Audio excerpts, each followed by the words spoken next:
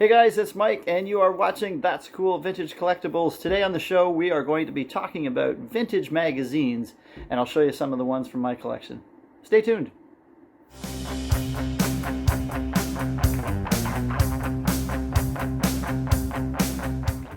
I think what I find most interesting about vintage magazines is it takes you to a certain place in time. If you want to know what a certain point in history was like to live in, a magazine from that era can definitely tell you through advertising, articles, photography, and stories exactly what it was like to live during a certain time in history. And they're older than you think. Let's take a look. The first magazine was published in Germany in the 1600s, and it was followed by a really successful magazine in England during the 1700s. These were early examples of publications that people could acquire. I'm going to show you the oldest one in my collection. You might be surprised to see this one. The oldest magazine in my collection dates back to 1873 and is part of a collected works of Charles Dickens. This was a series that ran in England that you would get a new issue of. I'm not sure if it's monthly. I believe it was monthly. And this is part 20 of that, and it contained the writings of Dickens, and it would just pick up where the last episode left off, and it would be all of this written as part of his writings. So this is a very early magazine, and we still have great advertising on the cover. There's different things all around the outside, great illustrating on the cover as well. It just overall has very nice appeal.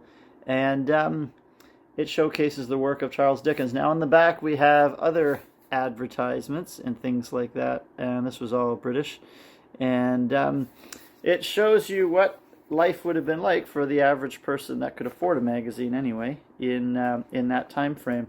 Inside there is actually a really nice plate print, as well as more advertising from this era. So there's a lot of stuff going on here that, you know, we still see nowadays when we open a magazine. Advertising just inside the front cover and a story throughout. There's also print inside for photos and pictures as you read the articles. So it's a very interesting magazine and very early. So that is the oldest one in my collection, and it's one that's kind of more of a literary work than anything else. So let's take a look at some other examples.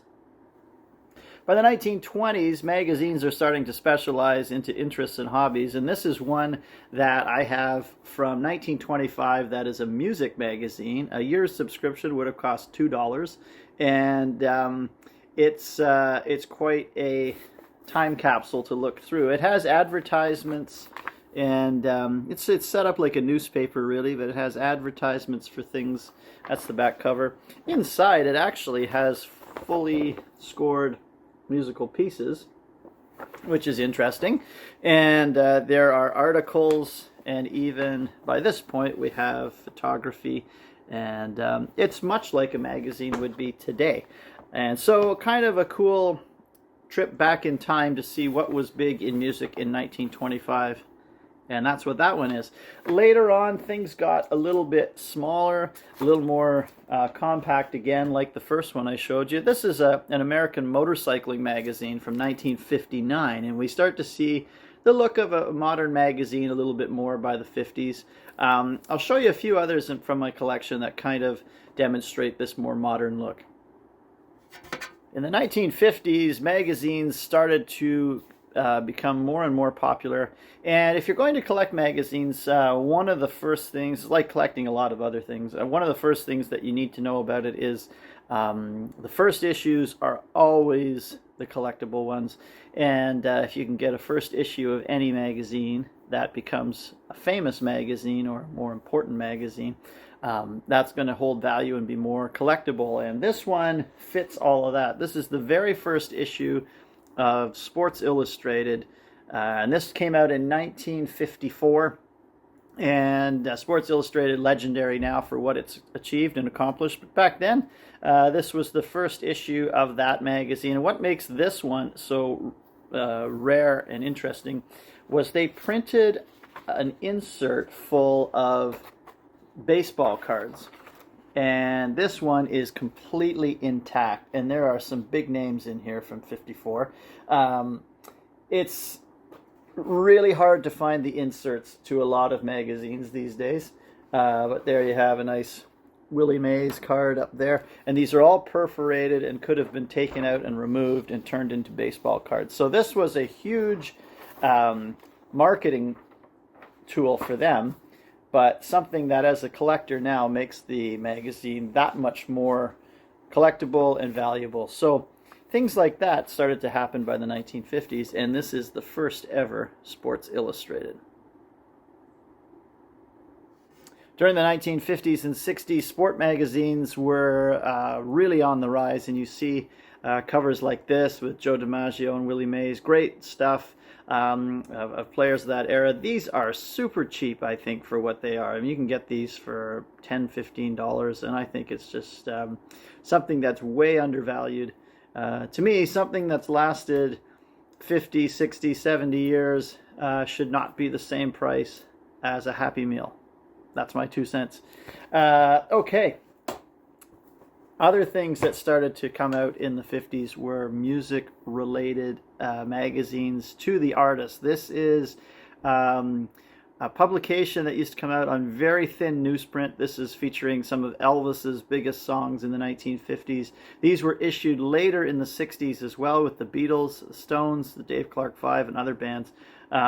They're super hard to find in good shape because they are so thin and they tear very easily, but if you can get them, they look fantastic. During the 1960s, if your band was big enough, you could have your own magazine, and fan magazines became a real thing by that point. This is Elvis Monthly, and this is the Rolling Stones Monthly magazine that came out in the 60s as well. These were all fantastic ways to catch up on what was going on. That's information on the spring tour, all kinds of things that they could send directly to the fans. Things we think now about maybe what a website would do. This would come out, there'd be fan club information on here, and this would be the way to connect directly to fans of the band rather than in a broad scope. This was a huge step forward for magazines.